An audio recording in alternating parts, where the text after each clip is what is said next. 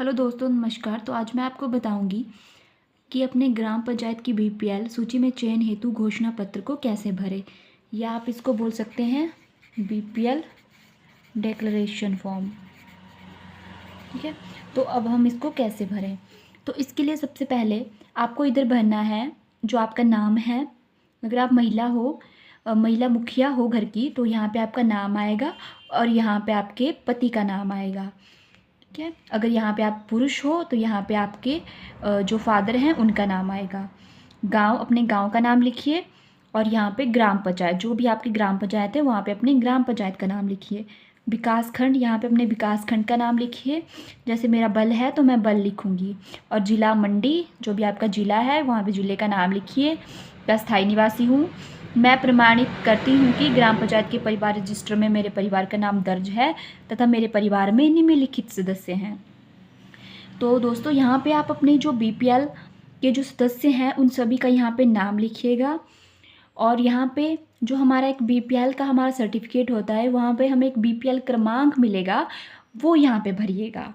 और यहाँ पे लिंग, अगर आप स्त्री हैं तो स्त्री, अगर पुरुष हैं तो पुरुष। और यहाँ पे जो आपकी जाति है, अगर आप अनुसूचित जाति हो, मतलब एससी एसटी से बिलोंग करते हो, अनुसूचित जनजाति मतलब एसटी से बिलोंग करते हो, अनुसूचित जाति एससी से बिलोंग करते हो तो यहाँ पे आएगा। अगर अन्य पिछड़ा वर्ग ओबीसी जनरल से बिलोंग करते हो तो यहाँ पे अपनी जाति लिखिए। आयु, जो आपकी आयु है वो अपनी आयु यहाँ पे लिखिए सदस्यों की। और यहाँ पे परिवार के मुखिया से क्या संबंध है आपका।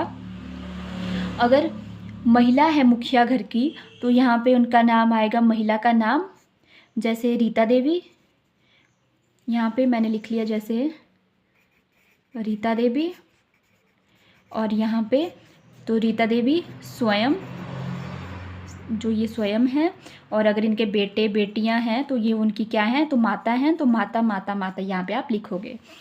फिर उसके बाद यहाँ पे मैं यह प्रमाणित घोषित करता हूँ कि बीपीएल चयन शामिल करने हेतु सरकार द्वारा निर्धारित बीपीएल समावेशन मानदंडों को पूर्ण करता हूँ या पूर्ण करती हूँ। तो यहाँ पे आप हाँ या नहीं पे टिक लगाओगे। जैसे मेरे परिवार में 18 वर्ष से कम आयु के अनाथ बच्चे ही सदस्य हैं, अथवा मेरे परिवार में 59 वर्ष की आयु से अधिक के वृद्धजन हैं, व 18 टू 59 वर्ष की आयु का कोई भी वयस्क सदस्य नहीं है। अगर आप ऐसा है तो हाँ पे टिक करिएगा, अगर नहीं है तो नहीं पे टिक करिएगा। और यहाँ पे ऐसे टिक करिएगा हाँ। मेरे परिवार महिला मुख्य परिवार है तथा मेरे परिवार में 18 टू 59 वर्ष की आयु के बीच का कोई भी वयस्क पुरुष सदस्य नहीं है। ठीक है, अगर ऐसा है तो हाँ पे टिक करिएगा, अगर नहीं है तो नहीं पे टिक करिएगा। मेरे परिवार में मैं मुखिया स्वयं 50% अधिक विकलांग हूँ। अगर विकलांग हो तो हाँ, नहीं हो तो नहीं पे टिक करिएगा। ठीक है, उसके बाद मेरे परिवार के समस्त वयस्क सदस्यों द्वारा पिछले वित्तीय वर्ष में मनरेगा के अंतर्गत कम से कम 100 दिन का काम किया है। अगर आपने 100 दिन का काम किया है तो यहाँ पे हाँ पे टिक करिएगा, नहीं किया है तो नहीं पे टिक करिएगा। और हो सकता है वो आपसे जो ये डॉक्यूमेंट भी मांगे, अगर 100 दिन का काम, उसके डॉक्यूमेंट वगैरह मांग सकते हैं वो। ठीक है, तो यहाँ पे हाँ। फिर अगला है हमारा